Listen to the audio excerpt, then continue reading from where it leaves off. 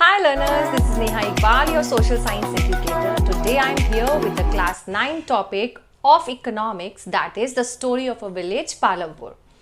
Children ये chapter पूरा एक आपके प्रोडक्शन एक्टिविटी के ऊपर बेस्ड है। इस चैप्टर में हम ये समझने वाले हैं कि प्रोडक्शन कैसे होता है, उसके लिए क्या फैक्टर्स इंपॉर्टेंट हैं, जिसके लिए एक विलेज का एग्जाम्पल लिया गया and the name of that village is Palampur. Village Palampur is totally a hypothetical village जिसको सिर्फ इमेजिन किया गया है, ऐसा कुछ है नहीं। In this village the main activity is farming. ये विलेज ना एक बहुत हद तक देखा जाए डेवलप्ड है, काफ़ी सारी फैसिलिटीज़ आपको इस पालमपुर विलेज में देखने को मिलेंगी। It is well connected with neighbouring villages and towns. अक्सर हर कोई जो छोटे मोटे जो विलेजेस होते हैं, जो वेल डेवलप्ड होते हैं, वो एक दूसरे से कनेक्टेड होते हैं। It is 3 kilometre away from Raiganj, a big village. Palampur village जो है वो रायगंज विलेज से 3 किलोमीटर दूरी पे है। और रायगंज कौन सा विलेज है? थोड़ा बड़े लेवल का है। The village connects it with near by places through bullock carts. यहाँ पे काफ़ी सारी ट्रांसपोर्टेशन फैसिलिटीज़ आपको मिल जाएंगी, जैसे बुलक कार्ट है, ट्रैक्टर है, ट्रक्स है, जीप्स है, मोटरसाइकिल है। आप इजीली एक जगह से दूसरी जगह जा सकते हैं। यहाँ पर 450 फैमिलीज रहती हैं जो डिफरेंट कास्ट को बिलोंग करती हैं। 1/3 of the population is of SCs and 80 families are from upper caste. So चलिए, ये जो SC people थे, ये एक विलेज के कॉर्नर में रहते थे और इनके जो हाउस थे वो मड एंड स्ट्रॉ से बने होते थे और यहाँ पर इनके पास कोई लैंड नहीं होती थी। They were mostly landless. Upper caste people, they lived in a big houses. इनके लिए एक अलग से एरिया दिया गया था। ये लैंडलॉर्ड्स थे, इनके पास बहुत सारी ज़मीन हुआ करती थी। Now let's understand what are public facilities. Public facilities क्या होती है? Those facilities which are provided by government to the public are known as public facilities, like electricity, water supply, cleanliness, etc. So children, public facilities के क्या हालचाल थे village Palampur में? So as I have told you, Palampur एक अच्छा village था जहां सारी फैसिलिटीज हुआ करती थी। सो यहाँ पर पब्लिक फैसिलिटीज भी बहुत अच्छी थी। ज्यादातर लोगों के पास इलेक्ट्रिक कनेक्शंस थे। The village has 2 primary schools and 1 high school. It means education facility भी यहाँ पर अवेलेबल है। There is a primary health center which is run by government, जिसको गवर्नमेंट चलाती है। ये उन लोगों के लिए स्पेशली होता है जो BPL बिलो पॉवर्टी लाइन के होते हैं या जो प्राइवेट हॉस्पिटल्स को अफोर्ड नहीं कर सकते। So those people go and get themselves treated over here. यहाँ पर एक प्राइवेट डिस्पेंसरी भी है। Now what is private dispensary? Dispensary means the place where you get medicines. Thus, Palampur has well developed system of roads. क्यों है ऐसा? क्योंकि वहां पे ट्रांसपोर्टेशन फैसिलिटीज देखी हमने अभी, वहां ट्रक्स है, जीप्स है, मोटरसाइकिल्स है। जब इतनी सारी चीजें हैं तो इसका मतलब रोड्स वहां पर है। ट्रांसपोर्टेशन अच्छा है, इलेक्ट्रिसिटी है, वाटर सप्लाई है, एजुकेशन है, स्कूल है, हेल्थ एंड केयर सेंटर्स भी हैं। सो ये तो बात हुई पालमपुर विलेज की।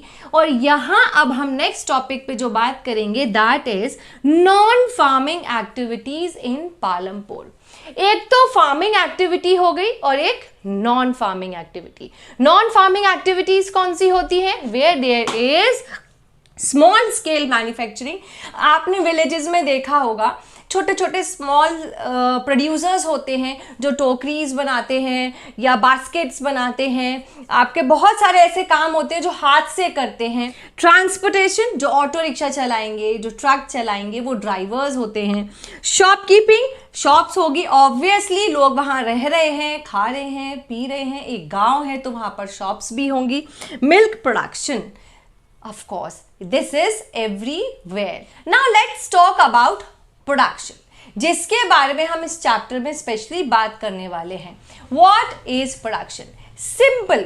प्रोडक्शन मतलब होता है किसी भी चीज को, ऐसे किसी भी रिसोर्स को ट्रांसफॉर्म कर देना एक फिनिश्ड प्रोडक्ट में, और वो प्रोडक्ट हम यूज करते हैं, हमारे काम में आता है, that is known as production. In simple word, production is a process where resources are transformed into the finished product. अब हम प्रोडक्शन करते क्यों हैं? क्योंकि चीजें हमें चाहिए होती हैं, इसलिए गुड्स एंड सर्विसेज का हमें क्या करना पड़ता है? प्रोडक्शन करना पड़ता है। अब बात करते हैं फैक्टर्स ऑफ प्रोडक्शन। ये तो हमने समझ लिया प्रोडक्शन क्या होता है। अब प्रोडक्शन के लिए क्या क्या फैक्टर्स चाहिए होता है? So there are 3 factors of production: land, labour, capital. Now what is land? Of course, अगर आपको प्रोडक्शन करना है, अगर कोई इंडस्ट्री सेटअप करना है, अगर कोई प्लांट सेटअप करना है, अगर कोई बिजनेस डालना है, तो you are required with land. Land is must, उसके बिना तो कुछ हो ही नहीं सकता। Not only land but also natural resources. कभी हमें फॉरेस्ट भी चाहिए, वाटर भी चाहिए, मिनरल्स भी चाहिए। So these things are included in land. Now what is labor? Of course, अब आपको काम कराना पड़ेगा, खुद तो सारे काम करेंगे नहीं. So for the same, you are required with labor. Now labor can be of 2 types, literate and illiterate.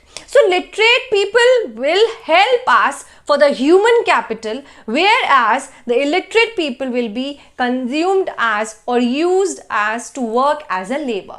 वो सारे लेबर के काम करेंगे, आपका प्रोडक्शन एक्टिविटीज को प्रोसेस करेंगे, आपके अदर काम को भी करेंगे, आपके क्लेनलीनेस को भी देखेंगे, आपके पूरा मैनेजमेंट को भी देखेंगे. Now there are 2 types of capital. The one is physical and another is human capital. So physical capital is also of 2 types.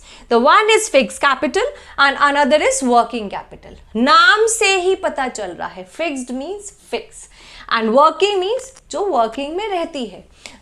So fixed, it includes tools, machines, building and can be used for long term. Fix जैसे हमारे घर में washing machine आ जाती है, television आती है, क्या हम उसको रोज बदलते हैं? क्या हम उसको हर महीने बदल पाते हैं? क्या हम उसको हर साल बदलेंगे? तो चलें, ये क्या होता है, एक फिक्स पीरियड के लिए हम ले लेते हैं 5 साल, 4 साल, 10 साल. तो जो चीज़ हम लंबे समय के लिए यूज करने वाले हैं उसको हम कहते हैं fix capital. On the contrary, working capital includes raw material, money and are used for short term. जैसे आज आपको पैसा मिला, पॉकेट मनी मिली, आपने खर्च कर दी, तो ये क्या हुआ, शॉर्ट टर्म के लिए हुआ. तो हमको जब कोई बिजनेस करते हैं या प्रोडक्शन करते हैं, हमको पैसे की जरूरत होती है. तो ये जो पैसा है एक बैच ऑफ प्रोडक्शन के साथ चेंज होता रहता है. रॉ मटेरियल है, बैच ऑफ प्रोडक्शन के साथ चेंज होता रहेगा. जैसे जैसे आपका प्रोडक्शन चेंज होगा वैसे वैसे आपकी वर्किंग कैपिटल भी चेंज होगी. जैसे रोज के आपके चाय पानी के खर्चे हैं, तो वो क्या है, that is working capital. Now let's talk about human capital. By the word it is clear, human, we are talking about ourselves. अब हम कैसे कैपिटल हैं? ऑब्वियसली अब आपका जैसे इनोवेशन है, क्रिएटिविटी है, जजमेंट है, एक्सपीरियंस है, आपकी स्किल्स एंड एबिलिटीज हैं, विजडम है, ये कहाँ मिलेगा? ये आपको एक ह्यूमन में मिलेगा ना. अब इसी लैंड, इसी लेबर और इसी कैपिटल को हमको किस तरीके से यूटिलाइज करना है, यूज करना है, ये कौन डिसाइड करेगा? This will be decided by human. In short term, we can say that it requires knowledge. जानकारी की जरूरत है, एक्सपीरियंस की जरूरत है कि ये लैंड, लेबर, कैपिटल जो फैक्टर्स ऑफ प्रोडक्शन है, इनको हम कैसे यूज कर सकते हैं. So that's all about production. Now next topic we are going to study कि पालमपुर में हमने ये तो देख लिया, इतना सब कुछ है, वेल डेवलप्ड है, इलेक्ट्रिसिटी कनेक्शंस है, वाटर सप्लाई है, एजुकेशन है, हेल्थ सेंटर है, अच्छी खासी फैमिलीज हैं, 450 फैमिलीज हैं जिनमें से 80 अपर कास्ट हैं, 1/3 of the population is SCs है, और स्कूल्स भी हैं. तो चलो, इतना सब कुछ होने के बावजूद भी पालमपुर में कुछ प्रॉब्लम्स थी. वो प्रॉब्लम्स क्या है? तो पहली प्रॉब्लम तो ये है कि लैंड जो है वो पालमपुर विलेज में बिल्कुल फिक्स है. अब लैंड फिक्स होना, आप सोच रहे हो मैम लैंड तो फिक्स ही रहती है. Fix means the area under cultivation has not been increase since 1960 in Palampur. मतलब ये फार्मिंग तो हो रही है, लेकिन जो फार्मिंग वाला एरिया है, जो कल्टीवेशन वाला एरिया है, वो उतना ही है जितना पहले था. वो आगे बढ़ा ही नहीं है, उसको एक्सपैंड ही नहीं किया गया.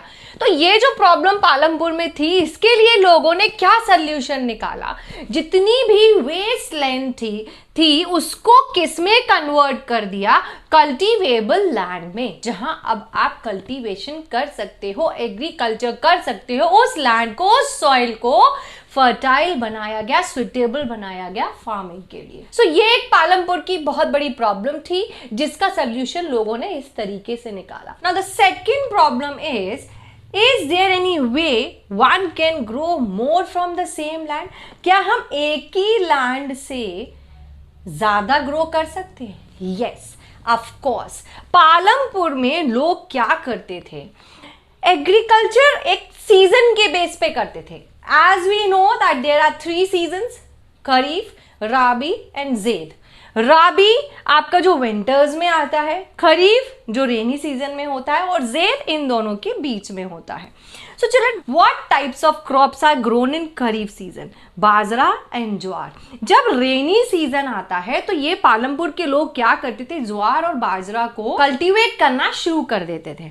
अब यही बाजरा एंड ज्वार ये फूड एंड फॉडर में भी यूज करते थे. फूड मीन्स जो हम खाते हैं, एंड फॉडर मीन्स जो जानवर खाते हैं. आपने देखा होगा जब ज्वार और बाजरा को अलग किया जाता है, सीड्स को निकाला जाता है, तो उनका जो एक्स्ट्रा रॉ मटेरियल बचता है, वो भूस टाइप का जिसको हम बोलते हैं, वो एज अ फॉडर यूज होता है. So children, jowar and bajra is used as food and fodder. तो यहाँ ये एनिमल्स को भी खिलाते थे और खुद भी खाते थे. अब विंटर सीजन की बात करें तो ये क्या करते थे, वीट को ग्रो करना शुरू करते थे. अब वीट को ये ग्रो तो करते हैं, कई लोग पर्सनल कंजप्शन के लिए करते हैं, तो ऑन द कॉन्ट्री कई लोग दोनों पर्पस से करते हैं. जो पर्सनल कंजप्शन के लिए होता है उसे तो वो अलग रख लेते हैं, और जो सरप्लस में वीट बचता है उसको आसपास के गांव में जाके ट्रैक्टर्स, ट्रक्स में रखकर और बेच देते हैं. आसपास के गांव में जहां उनकी मंडी लगती है या वीट वगैरह बेचते हैं, वहां मार्केट में जाके वो उनको बेच देते हैं. तो ये उनका क्या हो जाता है, प्रॉफिट कहलाया जाता है. नाउ लर्नर्स, इसके अलावा ये लोग पोटैटो भी ग्रो करते हैं. पोटैटो, आलू सबको पसंद है, और हर विलेज में आपको आलू तो देखने को मिलेगा ही. तो चलिए देखो इन्होंने क्या सल्यूशन निकाला, सेम लैंड से डिफरेंट टाइप्स ऑफ क्रॉप्स को पूरे साल में ये ग्रो करते रहते हैं. शुगर केन को भी करते हैं once in a year. Sugar cane को या तो ये क्या करेंगे, डायरेक्टली ट्रेडर्स को as a raw material sell कर देते हैं, या उसका गुड़ बनाकर फिर गुड़ को बेच देते हैं ट्रेडर्स को. तो ये भी एक तरीके का बिजनेस है जो पालमपुर में फॉलो किया जाता है. तो इससे ये पता चलता है कि कई फार्मर्स तो ऐसा कर लेते हैं, एज पर द सीजन अपने एग्रीकल्चर को फॉर्म कर लेते हैं वो, बट कई फार्मर्स ऐसा नहीं कर पाते due to lack of resources, due to lack of money. Now learners, आपको क्या लगता है कि एक ही साल में अलग अलग तरीके के क्रॉप्स ग्रो करना ये कैसे पॉसिबल है? The first is the well developed irrigation system. एक तो इरिगेशन सिस्टम, सिंचाई जो सिस्टम है बहुत अच्छा होना चाहिए. आपकी खेती के लिए पानी बहुत जरूरी है. The second is availability of electricity. आजकल हर काम मशीन से होने लगा है. आप इरिगेशन मशीन्स भी चलाओगे वाटर देने के लिए, तो कैसे चलाओगे, इलेक्ट्रिसिटी की हेल्प से चलाओगे. सो इससे ये तो प्रूफ हो जाता है that electricity and irrigation system both are very important. So learners, Palampur में भी इरिगेशन सिस्टम को लाया गया था. कैसे आया था? अब हम सब जानते हैं पहले पुराने जमाने में क्या होता था. आप देखना कई सारे मूवीज में आपको देखने को मिलेगा खेतों में पानी ना बैलों की हेल्प से दिया जाता था। बैल एक कुएं के आसपास घूमते रहते थे और उनसे क्या अटैच्ड होते थे, बकेट्स अटैच होती थी। जब बैल घूमता था तो बकेट्स आती थी ऊपर और पानी दे देती थी खेत को। फिर धीरे धीरे लोगों ने इसको सीखा कि और हम इसको कितने अच्छी तरीके से मॉडर्नाइज तरीके से हम पानी दे सकते हैं ताकि जल्दी भी हो जाए। तो लोगों ने फिर ट्यूबवेल्स का यूज करना स्टार्ट कर दिया। अब तो इरिगेशन सिस्टम इतना अच्छा हो गया है कि you have to switch on a switch और पानी स्टार्ट हो जाता है। स्प्रिंकलर्स हैं, variety of things are available for the irrigation system. तो पालमपुर में भी इरिगेशन सिस्टम को इसी तरीके से डेवलप किया गया। पहले ये व्हील्स यूज करते थे, फिर अब ये ट्यूबवेल्स का यूज करने लगे हैं। तो इससे क्या हुआ, ये जो ट्यूबवेल्स, इलेक्ट्रिक ट्यूबवेल जो सेटअप हुए थे, सबसे पहले ये गवर्नमेंट ने सेटअप किए थे। लेटर फिर धीरे धीरे फार्मर्स को जब प्रॉफिट होने लगा तो फार्मर्स ने अपने अपने प्राइवेट इलेक्ट्रिक ट्यूबवेल्स को सेटअप करना स्टार्ट किया और धीरे धीरे एज अ रिजल्ट 1970s तक क्या हुआ, the entire area under cultivation was increased up to 200 hectare.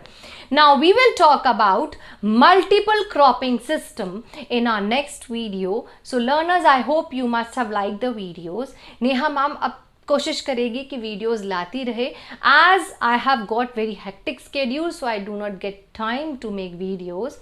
But even then I would try that I would not disappoint you.